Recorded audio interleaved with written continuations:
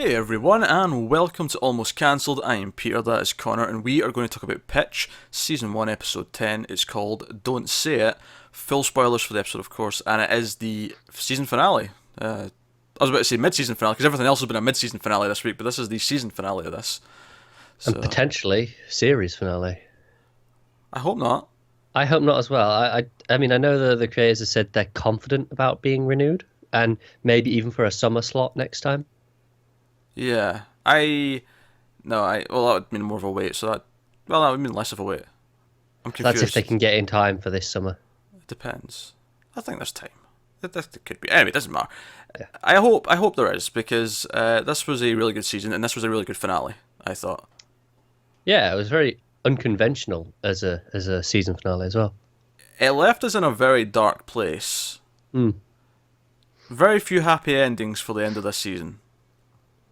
Yeah, which is why in some ways it does feel like more like a mid-season, because that's typically where structurally how we leave things for the mid-season, and by the end it's usually better. Usually, not always, but not always, just usually. Yeah, it definitely left us in a dark place with a lot of different characters.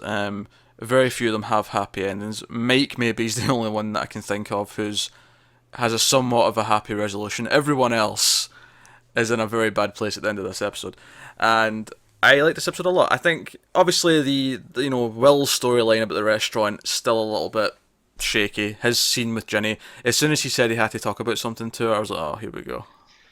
Yeah, I was like, I could still do without this. Yeah, but that aside, everything else worked really well. I think the drama in this one, from obviously the strength of this show has been the characters, obviously, and I think in this one they all played off each other in different ways that bounced them around all the plots that they've been having all season. And even seeing something different from Blip, where Blip is mad at Mike, and Blip's been a very happy-go-lucky kind of guy most of the season, and here it was a little bit different. Here he actually had an anger in him, but he wasn't necessarily in the right. I mean, arguably he's kind of in the right with Mike, but then we see him really mess up with Evelyn, and he's very much in the wrong in that argument. Yeah. There's as soon as he opens his mouth and we think we said this before, where he did the exact same thing. It was when what was it, the World Series? He was going to get called up. He was like, no, All-Star game, Connor. All-Star game. Sorry, I'm getting them mixed up. I clearly don't follow baseball enough, even after this. And he was like, I want to do this, and we were just like, nope, don't say that. That's the wrong thing. And he did the exact same thing again, but worse. Yeah, this was even worse, because he actually said, "Can no one stop and think about how I feel?" I know, exactly. Like, no, Blip, you're going down the wrong tree. Yeah. Just don't say this. And that's kind of where we leave things off with Evelyn, whereas obviously we get a bit more Blip, because Blip actually confronts Mike in the game, because there's this sort of tension between them, because Mike was going to leave, but he wasn't the one who chose to stay. The deal fell through regardless of him and his decision.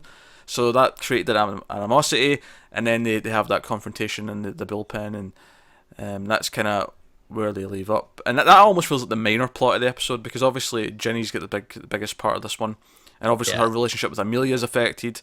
Her relationship with Noah, who is kind of moving along, which I guess that kind of has a not a happy ending, but it's happy. The last time we see him, it's happy enough compared to almost everything else. Yeah.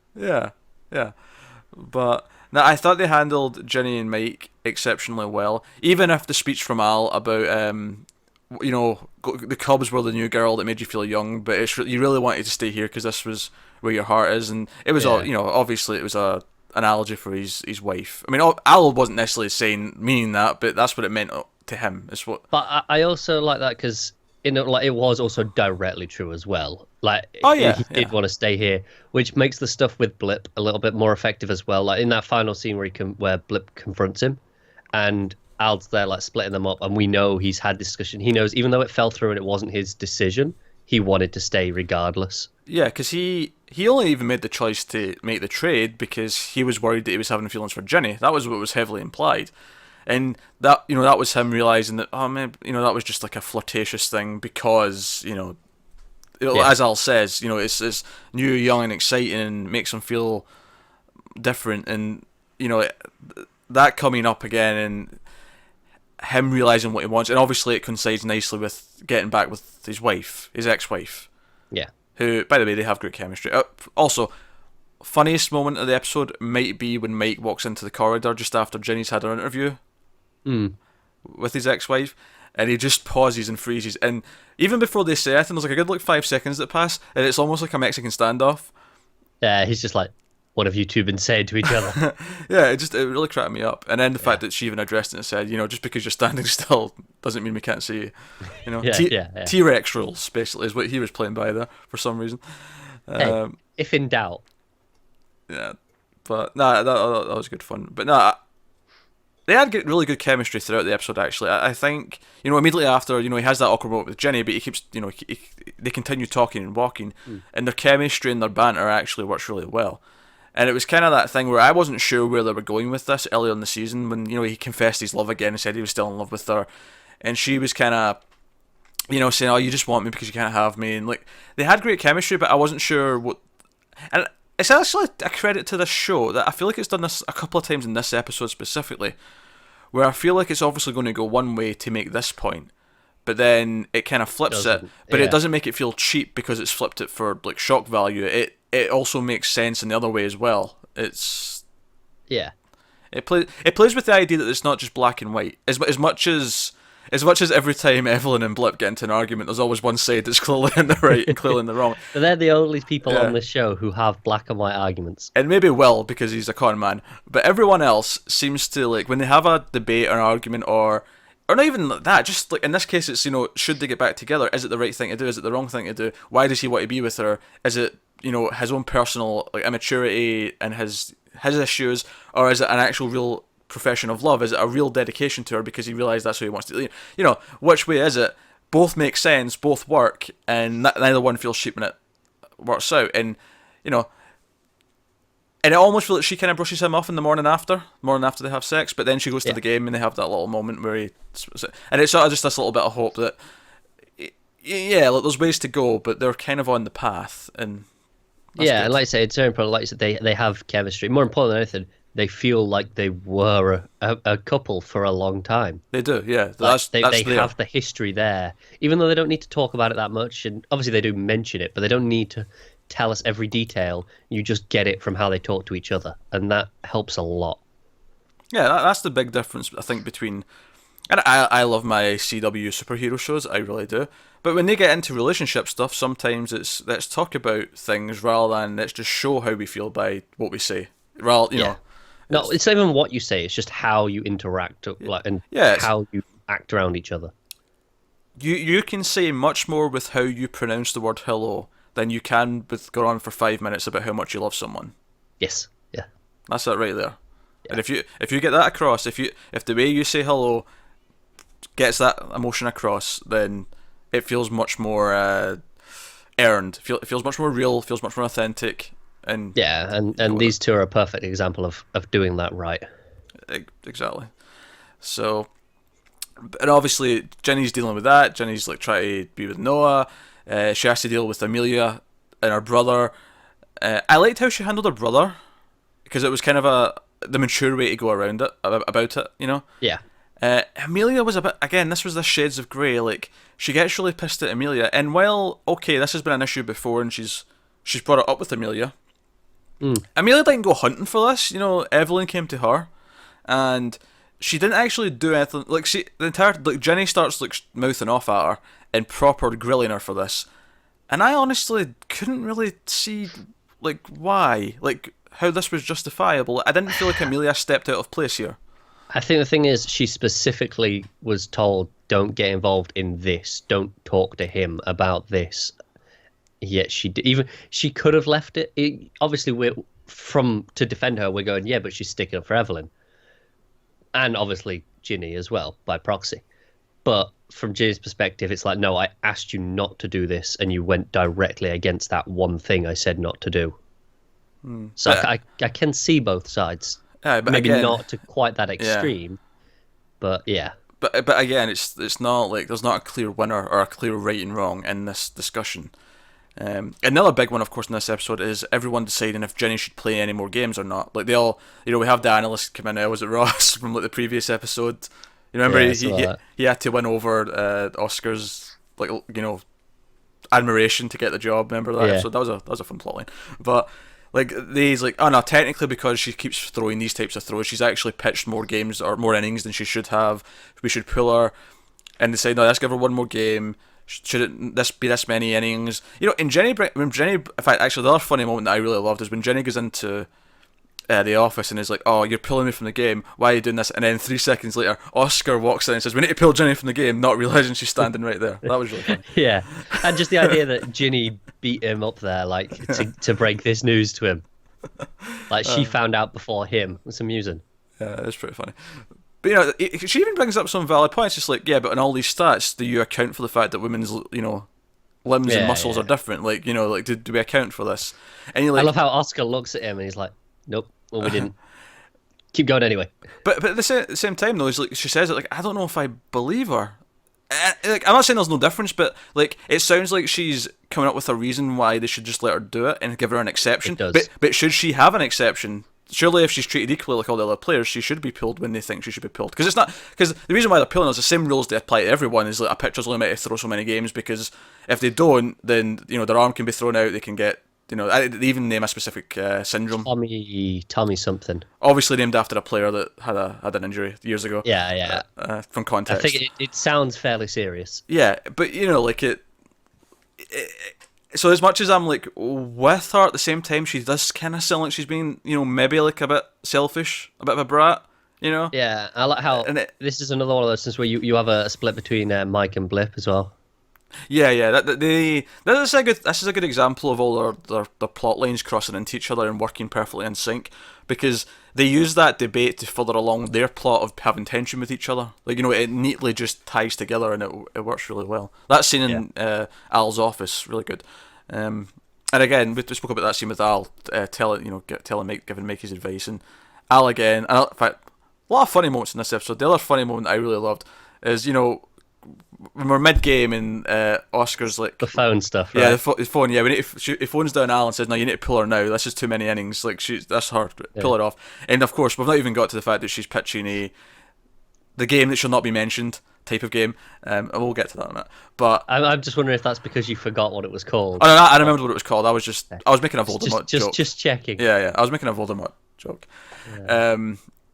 But, no, so he makes a phone call, and, like, Al... like, after contemplate, slides over to Ginny, and Ginny just turns and goes, no.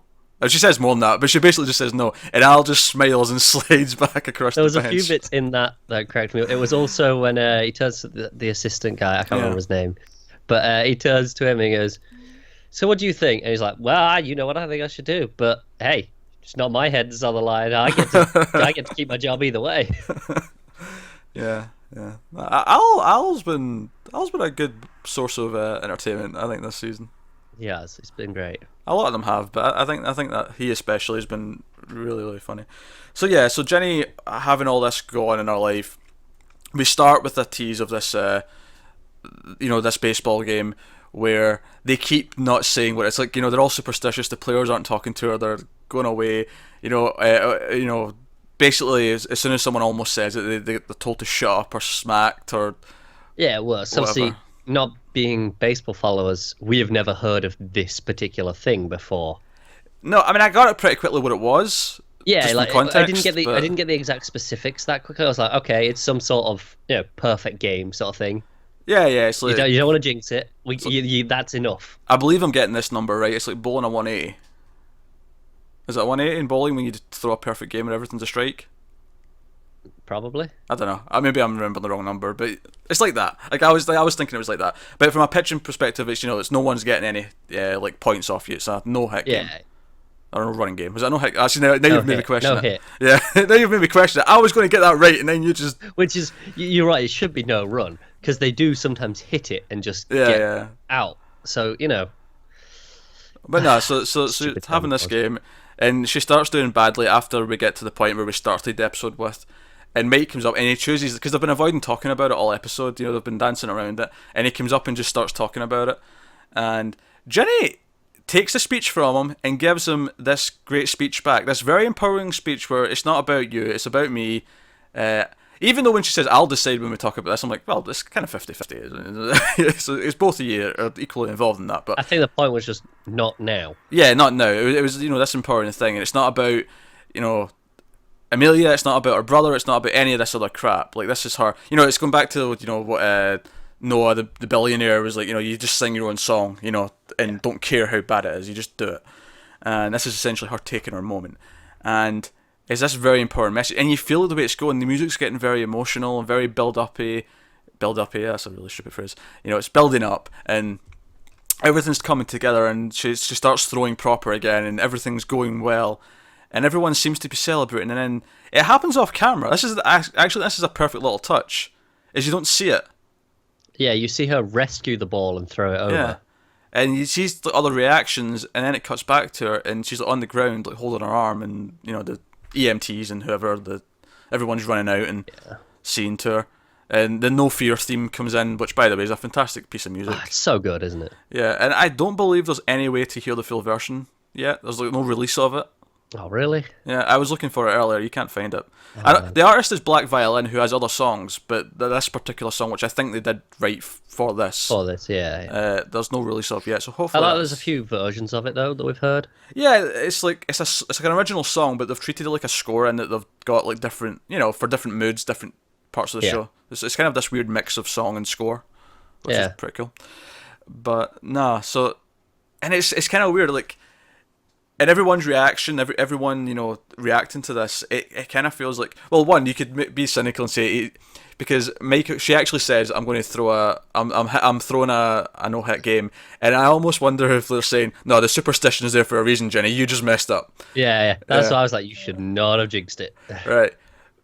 But I think that's obviously I think that's just maybe the silly way to look at it. I think, it's like, yeah, what she said was empowering, what she's doing is empowering.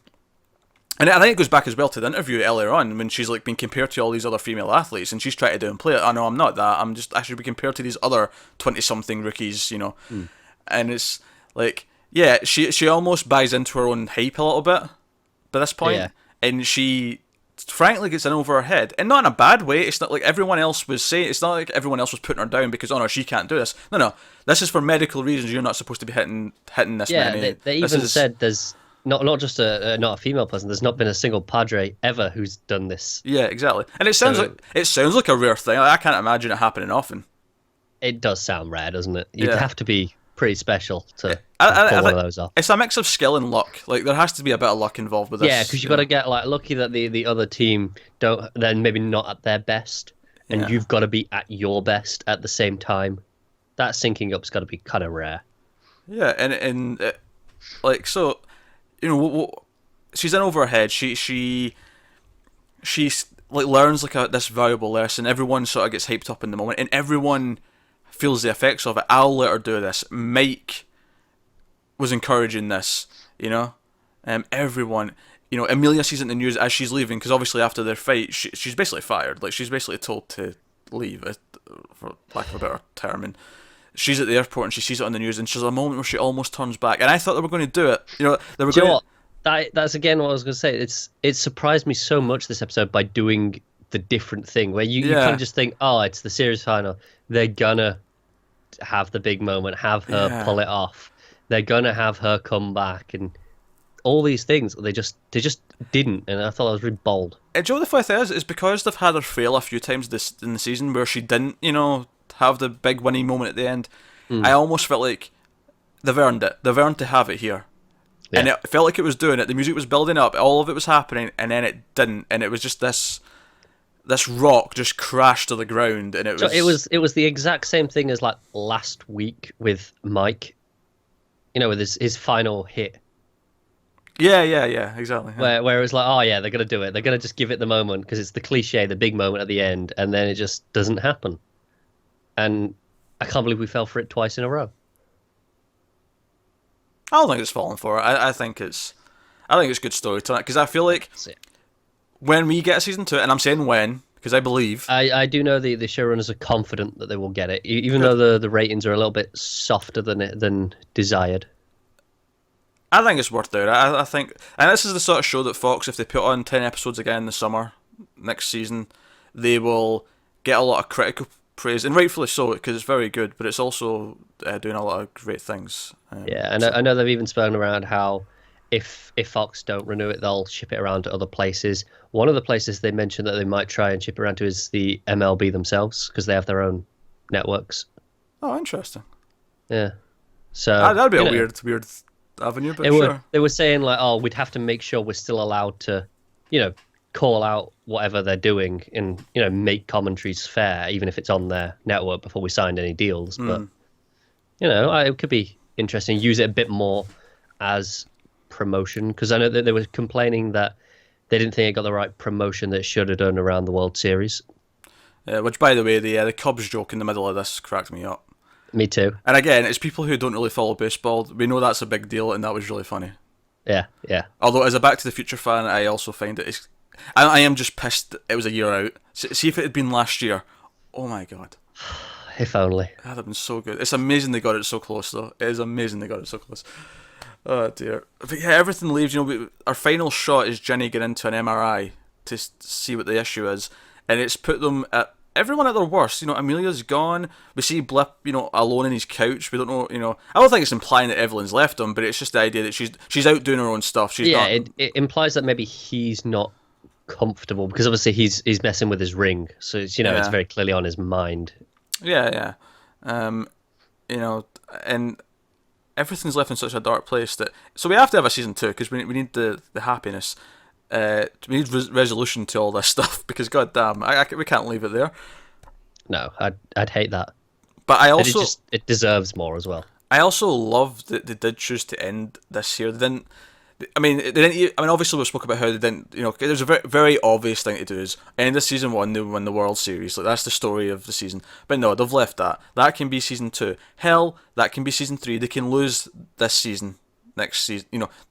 This season of baseball they can lose in season 2 of the show, and then season 3, next season of baseball, maybe that's the year they run and get it, and Mike gets in the World Series, and we get those moments. Yeah, I mean, I know they said for season 2 they want to start with spring training, which is before the season, but it's like 4 or 5 months after the end of this season, where all the players are just off and don't really see each other. I think that would make some sense, especially because I can almost see the first episode in my head being like, is Ginny ready to play again? Like, can she actually do it? You'll have that, and you'll have everyone coming back after this break and establishing what's gone on. Like, is Blip and Evelyn okay? What's going on with Mike and his ex-wife? All that sort of stuff that we've had a few months where things can change, and we haven't seen it. So a lot to catch up on. And it makes a lot of sense that we end, like, we don't see any of the baseball season past where Ginny stops playing, because she is our protagonist. Yeah, it's very clever to have her pulled early to make that, so we don't have to see the end of the season. Yeah, so... No, I thought this was a really great episode. I mean, obviously, Will stuff aside, even though it led to some good, Amelia stuff, the rest not worth having it there. The drama from everything else was great. It was good drama. It wasn't network. Typically when I think of network TV drama, I think of overwritten. I think of speaking about her feelings ad nauseum. And hell, Ginny herself said, "No, we're not talking about that." Yeah. I'm going to do this. I'm going to finish this no-run game or no-hit game, and see, I'm doing it every time now. And it was great. It was really good. It was really good. It was fantastic dialogue, I think, for the most part, throughout the whole show, that carried it. Dialogue and, of course, acting go hands in hand. Well, yeah, it does. But I mean, like, more so than anything else, just the dialogue between characters rather than any sort of plot. Just the fact that it was always so natural and fit in with who these people were, and never felt overwritten. Yeah. Barring the one side plot with the brother that will never be mentioned again, hopefully. Hopefully. And the other thing is Evelyn says she's going to do the restaurant on her own because she genuinely loved that idea. And honestly, I'm cool with her having a plot of opening up a restaurant. Her doing that herself actually seems quite fun to me. It does, and Ginny being involved with that as well, because obviously, they're still friends. There's still going to be that, even if anything does happen between her and Blip. I'm sure Ginny will still remain friends with both of them separately. Which, again, speaking of funny moments and Evelyn being a standout comedic character this season, her coming over in the morning with a coffee and threatening to pour it over Ginny's head if she doesn't get illicit sexual details of her encounters from the night before. Yeah. And I loved how when Amelia walks in, she's like, what's going on? And she's like, nothing. And Evelyn just goes, everything. Yeah, everything. It was, do you know what I loved though, is even once it became clear that it was just a hug, like, you know, Jenny said it's just a hug, like, alright, I want more details, and like, more details of what? And she's like, what's his manly breath, like, breathing on you? It's like, oh dear. That was cracking me up. Yeah, it was really funny. So, no, this show is full of great characters that are well written, well acted, and are charming and likable, and it's got that kind of effect where I could happily take an episode of this with the, like, they didn't do it, and obviously it wouldn't be set then because of when the baseball season is, but let's say we got a Thanksgiving episode, I would take an entire hour of them just sitting at the dinner table, just... Yeah. Do you know what? Honestly, my biggest problem with this episode might have been outside of the Will stuff. The fact that we didn't get one more Lawson speech. Jenny cock-blocked you. I mean, she had a decent speech, don't get me wrong, it was good. But, you know, I'm always going to miss having that one final Lawson speech. Yeah. Season 2. Sam. I know. They're opening it with him giving a speech to make believe it. Yeah, I'm a believer. We're getting season 2. We need to get season 2. Season 2. Yeah. This ended up being, you know, very soon we'll be doing our best shows of the year, best new shows of the year videos, and this will definitely be in the discussion. I don't think it'll win because the competition is seriously stiff this year, but... Yeah, if this was maybe 4 or 5 years ago, when there was not some of these certain shows on. Yeah, but it'll be in the conversation, so I look forward to that in probably sometime next week. You can look forward to that. And yeah, let us know what you think of this season, what you think of this episode. By all means, point out any baseball knowledge that we have completely misunderstood or mangled in some way. Probably a lot of it. Because it's probably happened. But by all means, keep supporting the show because it's very good, and hope we'll all see it in season 2. So thanks very much, guys. Like and subscribe and all that stuff. It helps us out a lot. And yeah, we'll see you next time. And I resisted every temptation I had to call this show a home run.